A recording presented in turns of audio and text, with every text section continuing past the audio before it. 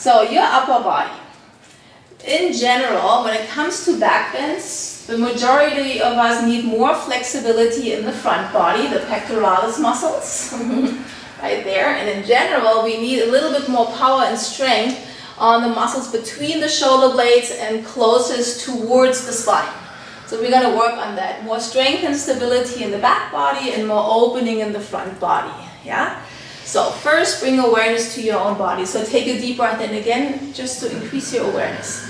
And then exhale, soften to become even more sensitive. With your next inhalation now, create the space from your hips to your armpits. And then move your shoulder blades towards the midline. This will engage your rhomboids and the medial trapezius, but we really want to concentrate on the more deeper muscles, the rhomboids today. Then bring your arms to the side. Good. And keep pulling your shoulder blades towards each other. And then move the tips of your shoulder blades slightly down towards your low back. Align your head right over your heart. And now on your arms, these guys are already there, but maybe you can even do a little bit more. Externally rotate your upper arms so that your eyes of the elbows are facing towards the crown of your head. So check, check, and as you can see, they're even checking too, if that's still the case. And then notice which muscles do you have to activate in order to create this external rotation of your upper arms. Keep these muscles now active as you reach your arms up over your head. So the eyes of the elbows will now face towards your head, towards your ears. Take a deep breath in again. Full inner body breath. Pull your shoulder blades towards each other and then slightly down towards your low back again. And now see if you can move your biceps behind your ears more. There you go. Yeah, so we're leading with the parts that are closer towards your body, not so much with the peripheral parts. And then exhale, bow all the way forward and lower the hands down to the floor.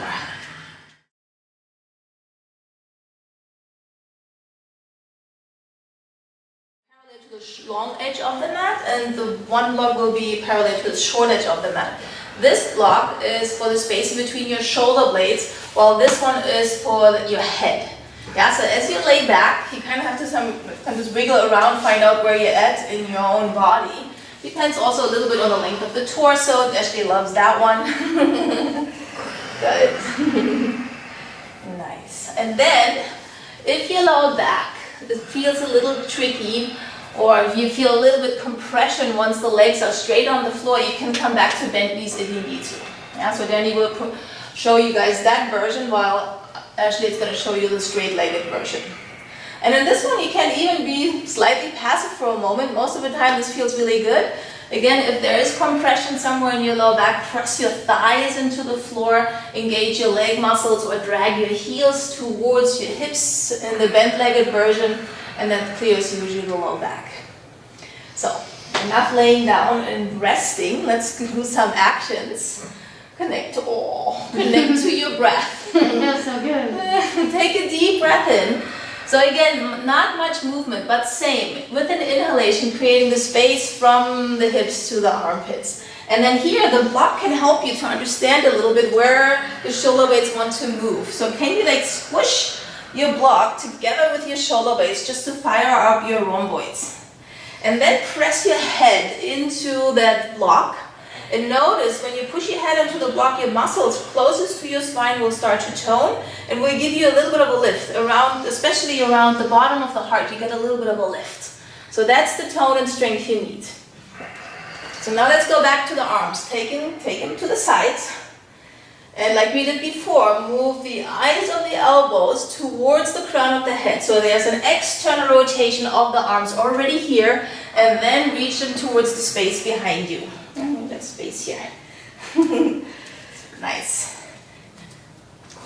So because we call it external rotation, but here close to the head, it usually feels like an internal rotation. Just maintain the same action that you move the inner shoulders closer down towards the floor. Inner shoulders, inner biceps move down towards the floor for a rotation. Good. Then from your hips, extend out through your legs and then make your arms longer. Sweet.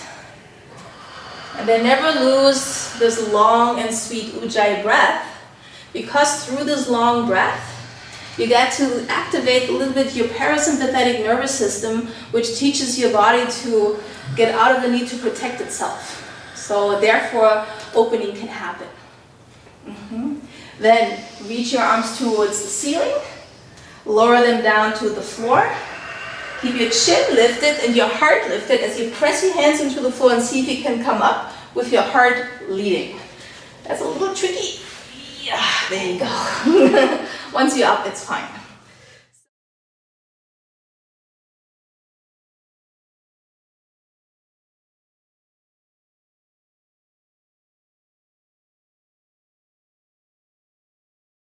With this idea, you can go back to the blanket, yeah? Because the blocks, of course, make this thing all like a lot more intense, yeah? So if this is way too intense, just do the same action over the blanket, but try it out. You can always go back, yeah? So you make an informed decision on that one.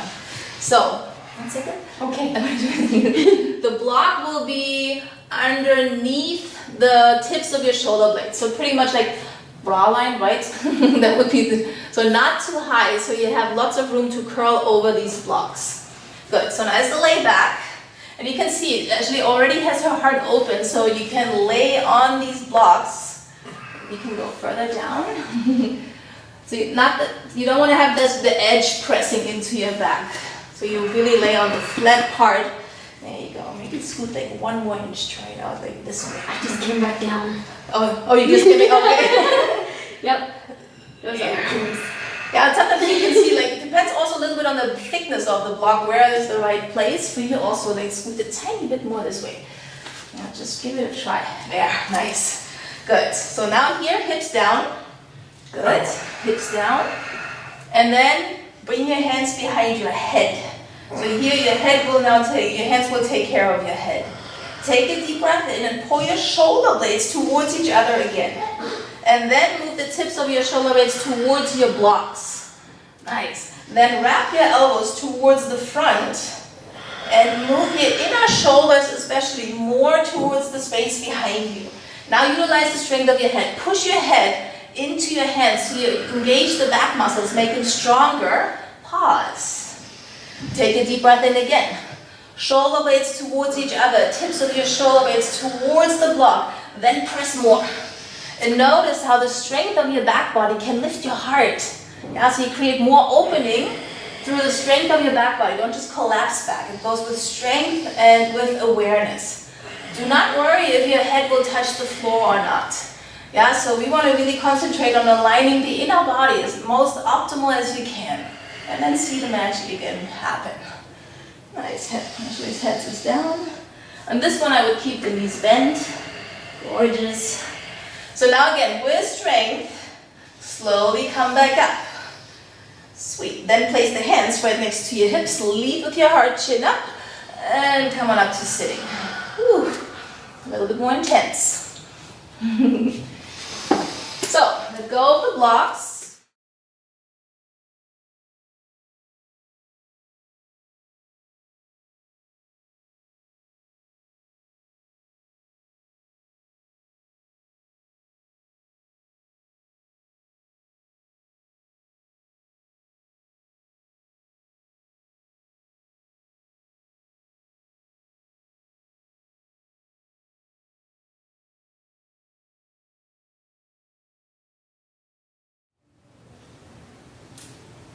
Now move from downward facing dog down to the ground and lay on your back. They magically already happen to be on their backs. Super yogis. So, now I want you to shift your attention towards these backbends. Rather than thinking of going into the deepest backbend wheel or the official name Urdhva Dandasana, can you bring most of your awareness in the preparation in order to get into this posture? Can you bring 90% of the effort into aligning the body first and then see where this Urdhva Dandasana is going to take you? So good luck. Let's start with a bridge pose. So move your feet underneath your knees, feet hip width apart. Push your elbows into the floor and take a deep breath in. Exhale And let go of the outer form, let go of a big result when it comes to the outer shape. Take another deep breath in and lengthen your side body and stabilize your back body. Press your head into the floor, shoulder blades towards each other, all the good things. Then lift your hips off the ground. Sweet. Now place your hands right next to your head. Good. And then here, the hands have the tendency to internally rotate.